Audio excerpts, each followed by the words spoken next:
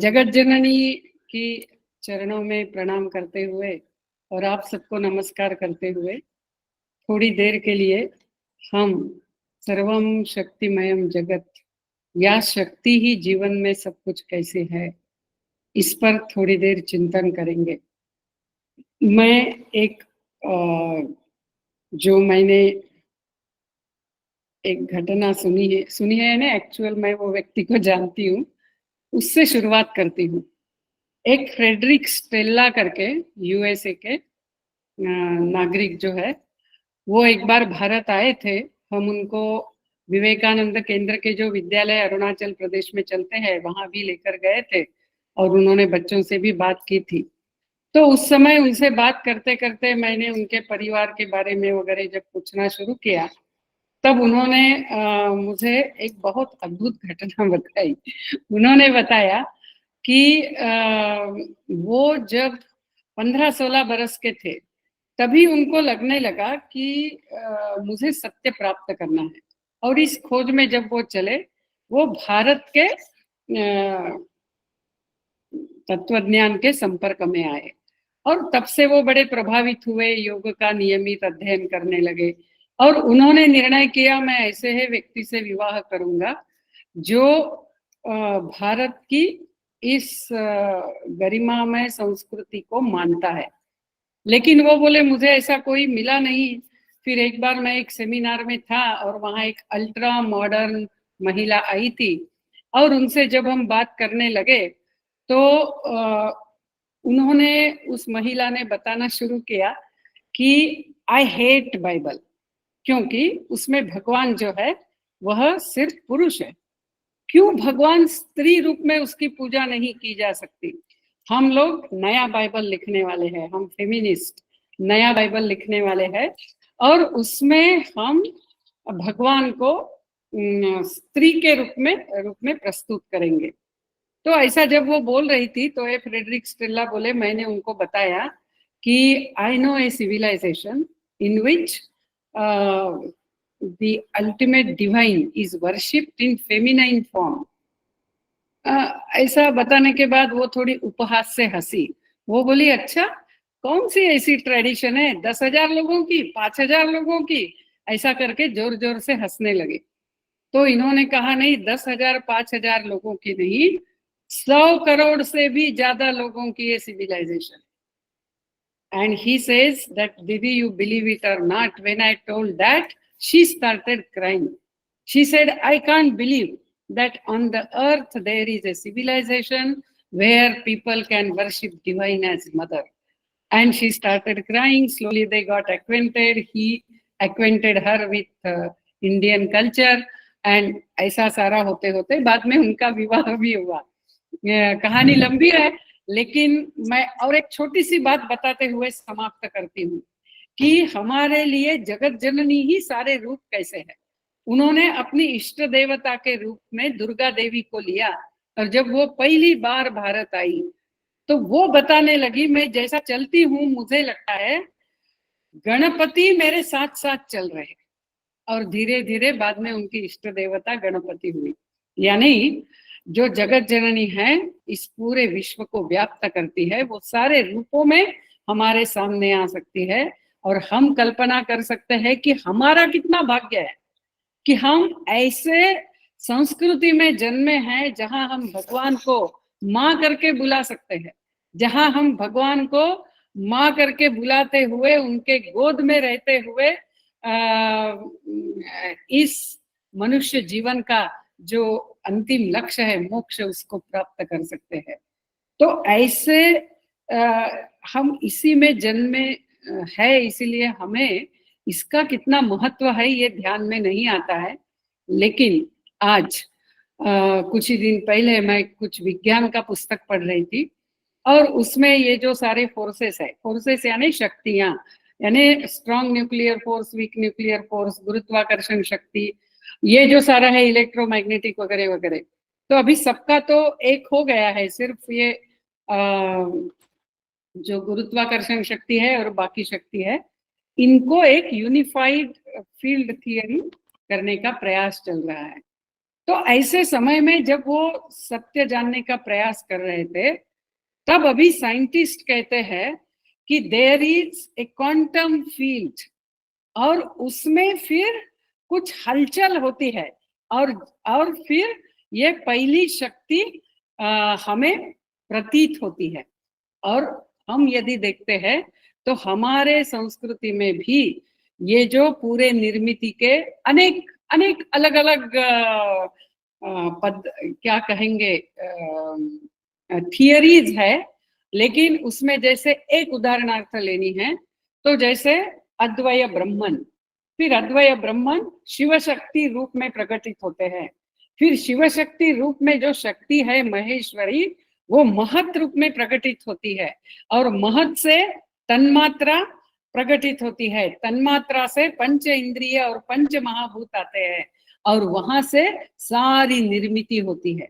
यानी ये पूरे उस सारे निर्मिति का जो उद्भव है वो शक्ति है, जो आज क्वांटम फील्ड को लेकर क्वांटम फिजिक्स में भी यही बात की जा रही है।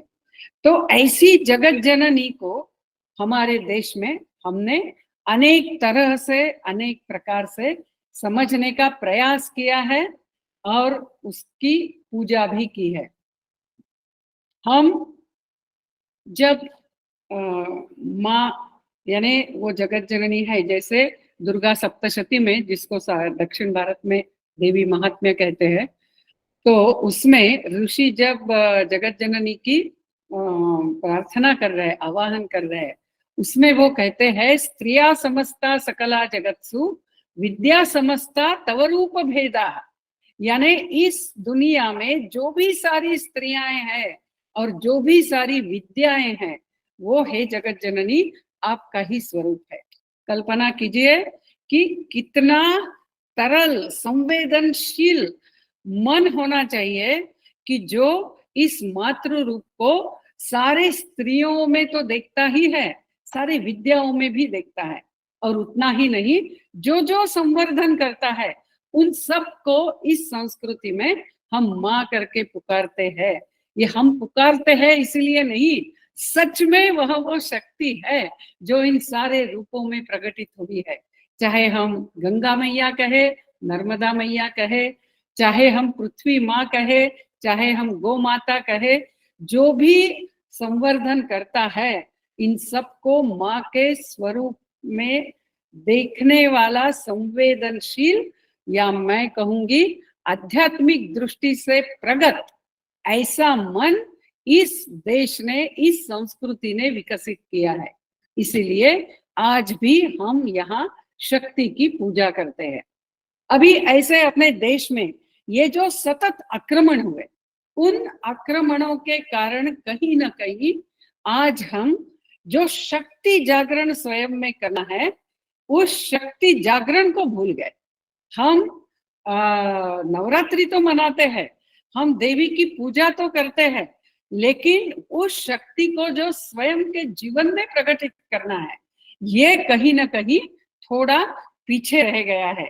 और इसीलिए ये बड़ा आनंद का विषय है कि त्रिपुरी शोधपीठ सारे शक्ति पीठों का अध्ययन करेंगे, लेकिन मैं मुझे पक्का विश्वास है कि सिर्फ अध्ययन ही नहीं करेंगे तो वे इस शक्ति जागरण के मार्ग भी खोजेंगे। जैसे अभी हम जानते हैं कि हमें कुछ भी करना है तो सबसे पहले उसमें होनी है अपनी इच्छा शक्ति, यानी ये करना है। आज यदि हम अपने देश में देखें, किसी भी इसमें आप देखिए, कुछ भी होना है और नहीं हो रहा है, यदि हम उसके विश्लेषण में जाते हैं तो हम वही पहुंचेंगे कि कहीं ना कहीं द विल इज लैकिंग, यानी हमारी इच्छा नहीं है। हम बोलते हैं होना है, लेकिन वो जो तीव्र इच्छा होनी है वो इच्छा शक्ति में कम पड़ रहे हैं। और इच्छा शक्ति का और भी एक अर्थ है कि यदि मैंने ऐसे सोचा तो मैं वो साकार करती हूँ, ऐसा एक विल पावर, ऐसी एक ताकत, यह अपने व्यक्तिगत भी और अपने सामाजिक और अपनी सांस्कृतिक इच्छा शक्ति हमें विकसित करनी है। इसीलिए जब हम ये माँ की पूजा करते हैं 9 दिन, चाहे शारदीय हो या वासंतिक नवरात्र हो, इन दोनों नवरात्र में जब हम आवाहन करते हैं, हमें इस दृष्टि से कि हम हमारी इच्छा शक्ति हम विकसित करें, और इच्छा शक्ति में हम क्या करना चाहते हैं, मुझे क्या करना है, इसका यदि भान आता है तो ही आगे हम स्वयं को उस प्रकार से विकसित करते हुए जाते हैं। स्वामी विवेकानंद ने, जो स्वयं एक माँ के उपासक थे, हम जानते हैं उनके जीवन में 3 देवियों के यानी स्वरूप के बहुत महत्व के यानी प्रसंग है, या हम कहेंगे मोड़ है। जैसे सबसे पहला जब वो ईश्वर को मूर्ति रूप में नहीं मानते थे, सिर्फ एक निर्विकल्प निराकार ब्रह्म को मानते थे, उस समय श्री रामकृष्ण परमहंस की कृपा से उन्होंने भवतारिणी देवी के सामने जाते हुए चिन्मयी माँ का दर्शन किया, और तब से वो माँ के भक्त हो गए, उपासक हो गए, और वही माँ ये भारत माता है। ये उनका रियलाइजेशन जब वो कन्याकुमारी में आके कन्याकुमारी देवी भगवती कन्याकुमारी के चरणों में नमस्कार करते हुए जब वो शिला पे ध्यान कर रहे थे, तब उन्होंने यही निर्णय लिया कि माँ जो है वो सर्वत्र है ये, और यदि इस माँ की उपासना करनी है तो जो दुखी है, पीड़ित है, वंचित है, इनकी सेवा करनी होगी। और उन्होंने देखा कि आज मेरे देश के लोगों की ये इच्छा शक्ति कम पड़ रही, उनकी जो आत्मविश्वास है वो चला गया है, यानी आत्मशक्ति उनकी जो जागृत करनी है वो मैं करूंगा। शक्ति का जागरण जो है, शक्ति की उपासना है, वो स्वामी विवेकानंद ने, मैं मेरे देश के लोगों की आत्मशक्ति जागृत करूंगा, इस निश्चय से, इस संकल्प से कन्याकुमारी में जो उन्होंने किया, और उसके कारण ही जो वो अमेरिका गए सर्वधर्म परिषद में, उन्होंने हिंदू धर्म यानी ही भारत के सारे आध्यात्मिक परंपराओं का जो सामान्य नाम है वो है हिंदू धर्म, उन सारी परंपराओं का प्रतिनिधित्व उन्होंने भारत में किया, सर्वधर्म परिषद में किया। और वहां आने के बाद कोलंबो से अल्मोड़ा पूरा वो भारत की इस आत्मशक्ति को ही जागृत कर रहे थे। हम जो आत्मविस्मृत हो गए थे, तो हम कौन है, इस भारत राष्ट्र का प्रयोजन क्या है, इस भारत राष्ट्र का प्रयोजन पूरे विश्व को मार्गदर्शन करने का है। तो यह ध्यान दिलाना, इसके लिए उन्होंने बहुत काम किया। और लेकिन भारत तो बड़ी गहरी नींद में सोया था, इतनी गहरी नींद में सोया था, और हम इतने क्या कहेंगे विकारों की चपेट में आ गए थे कि स्वामी विवेकानंद उनके एक खत में लिखते हैं कि मैं चाहता हूं कि कोई 3 हिंदू एक साथ आके काम कर सकते हैं क्या, ऐसा हो गया था। हम ईर्ष्या से, आलस से इतने बाधित हो गए थे, और ऐसे समय उन्होंने बहुत कार्य तो किया, लेकिन वही आत्मशक्ति जागरूक करने का कार्य उन्होंने शुरू किया। लेकिन उनके ध्यान में आया कि इस कार्य की शुरुआत हुई है, लेकिन इसमें आहुति तो अनेक लोग डालने वाले हैं, मेरा जो काम था वो हो गया। और जो भी है, ये अध्यात्म की जो परम सीमा होती है ना, चरम सीमा, ये वो उसकी अनुभूति उनको जब वो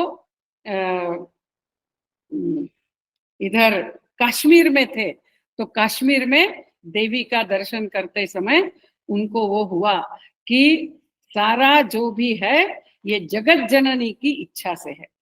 देखिए कैसा प्रवास अध्यात्म में इस जगत जननी को समझने का होता है। हम स्वामी जी का जीवन देखेंगे, पहले वो सर्वत्र है, फिर उसकी सेवा हम करेंगे, और उसकी सेवा करना है तो वो जिन जिन में प्रकटित है। हम जो दुर्गा सप्तशती में पढ़ते हैं ना, नमस्तस्यै नमस्तस्यै नमस्तस्यै नमो नमः, और वो जो देवी है वो क्या क्या रूप में है, वो सारे रूप में है, वो विद्या रूप में है, वो शांति रूप में है, वो मातृ रूप में सर्वत्र है, वो भ्रांति रूप में भी सर्वत्र है, ऐसे सारे उसके नाम आते हैं। जो भी कुछ है वो वह शक्ति ही है। और इसीलिए माँ की उपासना करना यानी ही सब लोगों की आत्मशक्ति जागृत करने का कार्य करना। और फिर आखिर एक स्टेज अपने आध्यात्मिक जीवन में आती है कि जो भी है ये जगत जननी की इच्छा से है, और पूर्ण शरणागति से हमें जो करना है वो हम करते हैं, और ये जो आग्रह होता है ऐसा ही होना है, वहां से हम मुक्त होते हुए हम उस जगत जननी के हाथ के साधन बनते हैं। और ऐसा साधन बनकर जब हम कार्य करते हैं, वही साधना की यानी अंतिम छोर होता है कि हम पूरे साधन भाव, हमारा अहंकार दूर हो गया और हम माँ के हाथ के साधन हो गए। तो ऐसा यह जो मात्र शक्ति की उपासना है, ये शक्ति की उपासना हमें फिर से करनी है। तो ये जो इच्छा शक्ति है वो जागृत करनी है, ज्ञान शक्ति जागृत करनी है। ये भारत क्या था, इस भारत का अतीत क्या रहा है, भारत के ऋषियों ने जो उनका पूरा उन्होंने ध्येय इस संस्कृति के लिए दिया था, कृण्वन्तो विश्वमार्यम, हम पूरे विश्व को श्रेष्ठ बनाएंगे। तो उस कार्य करने के लिए हमें स्वयं को प्रस्तुत करना है, स्वयं को तैयार करना है। तो ऐसी ज्ञान शक्ति हमें प्राप्त करनी होगी। और तीसरा फिर आता है क्रिया शक्ति, यानी हमें वो एक्चुअलाइजेशन में जाना होगा। यही शक्ति की सही उपासना है। एक दुर्गा देवी का जो घटना है वो भी हम थोड़ा देखने का प्रयास करेंगे। बड़ा सुंदर है। दुर्गा देवी को जब असुरों को मारना है, समाज में जब आसुरी शक्ति बढ़ जाती है, तब उसको मारने के लिए दुर्गा देवी का प्रादुर्भाव हुआ, और सारे देवों ने अपने एक एक शस्त्र दुर्गा देवी को दिए और अपनी शक्तियां दी। जैसे विष्णु ने वैष्णवी शक्ति दी, ऐसे सारे शस्त्र मिले, शक्ति मिली, और फिर दुर्गा देवी ने असुरों का अलग अलग अपने रूप प्रकटित करते हुए उन्होंने असुरों का विनाश किया। अब ये क्या है दुर्गा शक्ति? ये दुर्गा देवी यानी ही समाज में जो सत शक्तियां हैं वो जब एक आते हुए खड़ी हो जाती है, वह संगठित रूप ही दुर्गा देवी है। मैं यदि दुर्गा की पूजा करती हूँ, लेकिन मेरे देश में जो इस राष्ट्र और संस्कृति को आगे बढ़ाने के लिए जो संगठित प्रयास है, उन प्रयासों से मैं जुड़ती नहीं हूँ, तो मेरा दुर्गा देवी की उपासना पूर्ण नहीं होगी।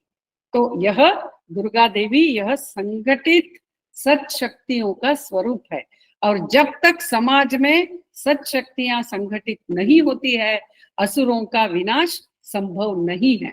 तो ऐसा दुर्गा देवी का भी हमें आवाहन करना है, ऐसी उपासना करनी है।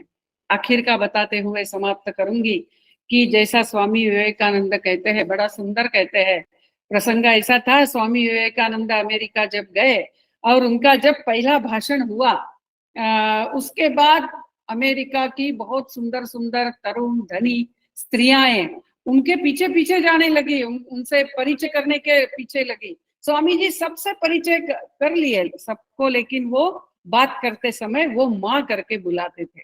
तो कुछ परिचय होने के बाद एक स्त्री ने ये प्रश्न उनको पूछा कि क्या आपको मैं इतनी वृद्ध लगती हूँ कि आप मुझे माँ करके पुकार रहे? तो स्वामी जी हंसे, उन्होंने कहा नहीं, मेरे देश में the woman is a mother first and mother last.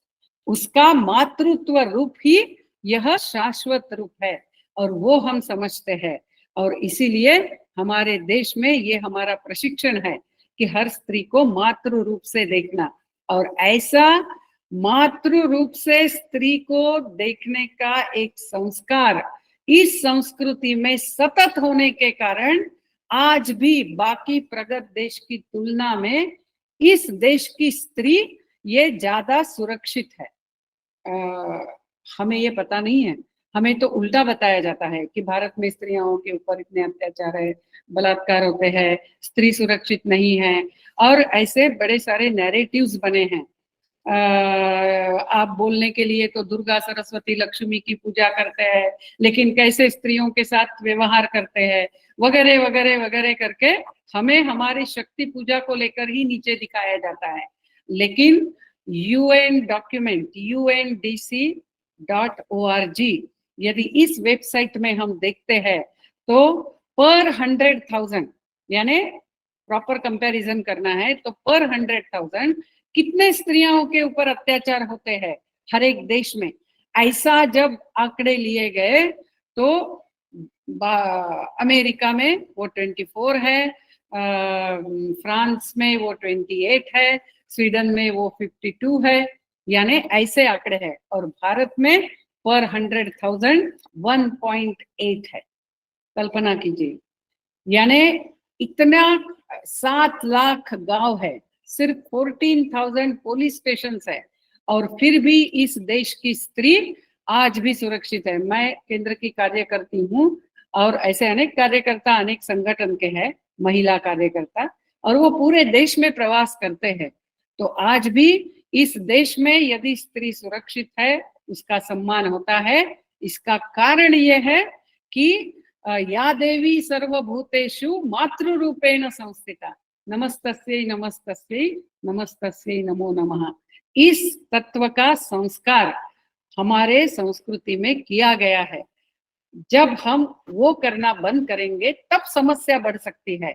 लेकिन यदि हम यह शक्ति उपासना कर रहे तो इस शक्ति उपासना का अर्थ सिर्फ मंदिर में या माँ की मूर्ति के सामने आरती करना इतना नहीं है। तो इस मातृ रूप को सर्वत्र देखते हुए और अपने शक्ति स्वरूप को जागृत करते हुए इस राष्ट्र को फिर से विश्व को मार्गदर्शन करने के लिए सक्षम हमें बनाना है। तभी ऋषि मुनियों ने ये जो हमें शक्ति उपासना का व्रत दिया है, वह व्रत पूर्णता तक पहुंचेगा। इतना कहते हुए मैं समाप्त करती हूँ। नमस्ते।